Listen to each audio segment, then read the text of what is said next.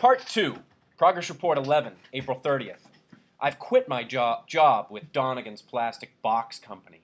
Mr. Donegan insisted that it would be better for all concerned if I left. What did I do to make them hate me so? The first I knew of it was when Mr. Donegan showed me the petition. 840 names, everyone connected with the factory, except Fanny Gurdon. Scanning the list quickly, I saw at once that hers was the only missing name. All the rest demanded that I be fired. Joe Carp and Frank Riley wouldn't talk to me about it. No one else would either, except Fanny. She was one of the few people I'd known who set her mind to something and believed it no matter what the rest of the world proved, said, or did. And Fanny did not believe that I should have been fired. She had been against the petition on principle, and despite the pressure and threats, she had held out. "Which don't mean to say," she remarked, "that I don't think there's something mighty strange about you, Charlie. Them changes. I don't know. You used to be a good, dependable, ordinary man. Not too bright, maybe, but honest. Who knows what you done to yourself to get so smart all of a sudden? Like everybody around here's been saying, Charlie. It's not right." "But how can you say that, Fanny? What's wrong with a man becoming intelligent and wanting to acquire knowledge and understanding of the world around him?" She stared down at her work, and I turned to leave. Without looking at me, she said, "It was evil when Eve listened to the snake and ate from the tree of knowledge. It was evil when she saw that she was naked. If not for that, none of us would ever have to grow old and sick and die."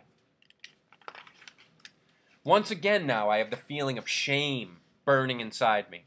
This intelligence has driven a wedge between me and all the people I once knew and loved. Before they laughed at me and despised me for my ignorance and dullness. Now they hate me for my knowledge and understanding. What in God's name do they want of me? They've driven me out of the factory. Now I'm more alone than ever before. May 15th. Dr. Strauss is very angry at me for not having written any progress reports in 2 weeks. He's justified because the lab is now paying me a regular salary. I told him I was too busy thinking and reading. When I pointed out that writing was such a slow process that it made me impatient with my poor handwriting, he suggested I learn to type. It's much easier to write now because I can type nearly 75 words a minute. Dr. Strauss continually reminds me of the need to speak and write simply so that people will be able to understand me. I'll try to review all the things that happened to me during the last 2 weeks. Algernon and I were presented to the American Psychological Association, sitting in convention with the World Psychological Association last Tuesday. We created quite a sensation. Dr. Niemer and Dr. Strauss were proud of us. I suspect that Dr. Niemer, who is 60, 10 years older than Dr. Strauss, finds it unnecessary to see tangible results of his work, undoubtedly the result of pressure by Mrs. Niemer. Contrary to my earlier impressions of him, I realize that Dr. Niemer is not at all a genius. He has a very good mind, but it struggles under the specter of self-doubt. He wants people to take him for a genius. Therefore, it is important for him to feel that his work is accepted by the world. I believe that Dr. Niemer was afraid of further delay because he worried that someone else might make a discovery along these lines and take the credit from him. Dr. Strauss, on the other hand, might be called a genius, although I feel that his areas of knowledge are too limited. He was educated in the tradition of narrow specialization. The broader aspects of background were neglected far more than necessary, even for a neurosurgeon. I was shocked to learn that the only ancient languages he could read were Latin, Greek, and Hebrew, and that he knows almost nothing of mathematics beyond the elementary levels of the calculus of variations. When he admitted this to me, I found myself almost annoyed. It was as if he'd hidden this part of himself in order to deceive me, pretending, as do many people I've discovered, to be what he is not. No one I've ever known is what he appears to be on the surface. Dr. Niemer appears to be uncomfortable around me. Sometimes when I try to talk to him, he just looks at me strangely and turns away. I was angry at first when Dr. Strauss told me I was giving Dr. Niemer an inferiority complex. I thought he was mocking me, and I'm oversensitive at being made fun of. How was I to know that a highly respected psycho-experimentalist like Niemer was unacquainted with Hindustani and Chinese? It's absurd when you consider the work that is being done in India and China today in the very field of his study. I asked Dr. Strauss how Niemer could refute Nehashmadi's attack on his method and results if Niemer couldn't even read them in the first place. That strange look on Dr. Strauss's face can mean only one of two things. Either he doesn't want to tell Niemer what they're saying in India, or else, and this worries me, Dr. Strauss doesn't know either. I must be careful to speak and write clearly and simply, so that people won't laugh. May 18th. I am very disturbed. I saw Miss Kinnian last night for the first time in over a week. I tried to avoid all discussions of intellectual concepts and to keep the conversation on a simple everyday level, but she just stared at me blankly and asked me what I meant about the mathematical variance equivalence in Doberman's Fifth Concerto. When I tried to explain, she stopped me and laughed. I guess I got angry, but I suspect I'm approaching her on the wrong level. No matter what I try to discuss with her, I am unable to communicate. I must review Rostad's equations on levels of semantic progression. I find that I don't communicate with people much anymore. Thank God for books and music and things I can think about.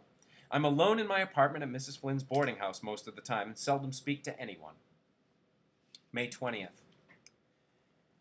I would not have noticed the new dishwasher, a boy of about 16, at the corner diner where I take my evening meals, if not for the incident of the broken dishes. They crashed to the floor, shattering and sending bits of white china under the tables. The boy stood there dazed and frightened, holding the empty tray in his hand. The whistles and catcalls from the customers, the cries of, "Hey, there go the profits! Mazel tov!" and, "Well, he didn't work here very long," which invariably seemed to follow the breaking of glass or dishware in a public restaurant. All seemed to confuse him. When the owner came to see what the excitement was about, the boy cowered, as if he expected to be struck, and threw up his arms as if to ward off the blow. All right, you dope," shouted the owner. "Don't just stand there. Get a broom. Sweep that mess up." A broom, you idiot! It's in the kitchen. Sweep up all the pieces." The boy saw that he was not going to be punished. His frightened expression disappeared, and he smiled and hummed as he came back with the broom to sweep the floor. A few of the rowdier customers kept up the remarks, amusing themselves at his expense. "Here, sonny, over here, there's a nice piece behind you. Come on, do it again." "He's not dumb. It's easier to break 'em than to wash 'em." As his vacant eyes moved across the crowd of amused onlookers, he slowly mirrored their smiles, and finally broke into an uncertain grin at the joke, which he obviously did not understand. I felt sick inside. As I looked at his dull, vacuous smile, the wide, bright eyes of a child, uncertain but eager to please, they were laughing at him because he was mentally retarded. And I had been laughing at him too. Suddenly I was furious at myself and all those who were smirking at him. I jumped up and shouted, "Shut up! Leave him alone! It's not his fault he can't understand. He can't help what he is. But for God's sake, he's still a human being." The room grew silent. I cursed myself for losing control and creating a scene. I tried not to look at the boy as I paid my check and walked out without touching my food. I felt ashamed for both of us.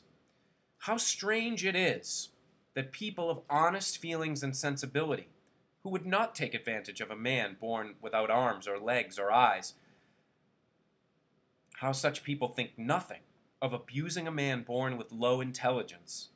It infuriated me to think that not too long ago I, like this boy, had foolishly played the clown, and I had almost forgotten. I had hidden the picture of the old Charlie Gordon from myself because now that I was intelligent, it was something that had to be pushed out of my mind.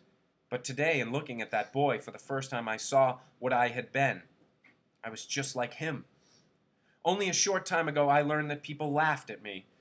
Now I can see that unknowingly, I join with them in laughing at myself. That hurts most of all. I have often reread my progress reports and seen the illiteracy, the childish naivete, the mind of low intelligence peering from a dark room through the keyhole at the dazzling light outside. I see that even in my dullness, I knew that I was inferior, and that other people had something I lacked, something denied me. In my mental blindness, I thought that it was somehow connected with the ability to read and write, and I was sure that if I could get those skills, I would automatically have intelligence too. Even a feeble-minded man wants to be like other men. A child may not know how to feed itself or what to eat, yet it knows of hunger. This, then, is what I was like. I never knew. Even with my gift of intellectual awareness, I never really knew. This day was good for me. Seeing the past more clearly, I've decided to use my knowledge and skills to work in the field of increasing human intelligence levels. Who's better equipped for this work? Who else has lived in both worlds? These are my people. Let me use my gift to do something for them. Tomorrow I will discuss with Dr. Strauss the manner in which I can work in this area. I may be able to help him work out the problems of widespread use of the technique which was used on me. I have several good ideas of my own. There is so much that might be done with this technique. If I could be made into a genius, what about thousands of others like myself? What fantastic levels might be achieved by using this technique on normal people? On geniuses? So many doors to open. I'm impatient to begin. Progress Report 12, May 23rd. It happened today. Algernon bit me. I visited the lab to see him, as I do occasionally, and when I took him out of his cage, he snapped at my hand. I put him back and watched him for a while. He was unusually disturbed and vicious. May 24. Bert, who's in charge of the experimental animals, tells me that Algernon's changing. He's less cooperative. He refuses to run the maze anymore. General motivation has decreased, and he hasn't been eating. Everyone is upset about what this may mean. May 25th. They've been feeding Algernon, who now refuses to work the shifting lock problem. Everyone identifies me with Algernon. In a way, we're both the first of our kind. They're all pretending that Algernon's behavior is not necessarily significant for me, but it's hard to hide the fact that some of the other animals who were used in this experiment are showing strange behavior. Dr. Strauss and Dr. Niemer have asked me not to come to the lab anymore. I know what they're thinking, but I can't accept it. I'm going ahead with my plans to carry their research forward. With all due respect to both of these fine scientists, I am well aware of their limitations. If there is an answer, I'll have to find it out for myself. Suddenly, time has become very important to me. May 29th. I've been given a lab of my own and permission to go ahead with the research. I'm on to something, working day and night. I've had a cot moved into the lab. Most of my writing time is spent on the notes, which I keep in a separate folder, but from time to time I feel it necessary to put down my moods and my thoughts out of sheer habit. I find the calculus of intelligence to be fascinating study. Here is the place for the application of all the knowledge I've acquired. In a sense, it's the problem I've been concerned with all my life.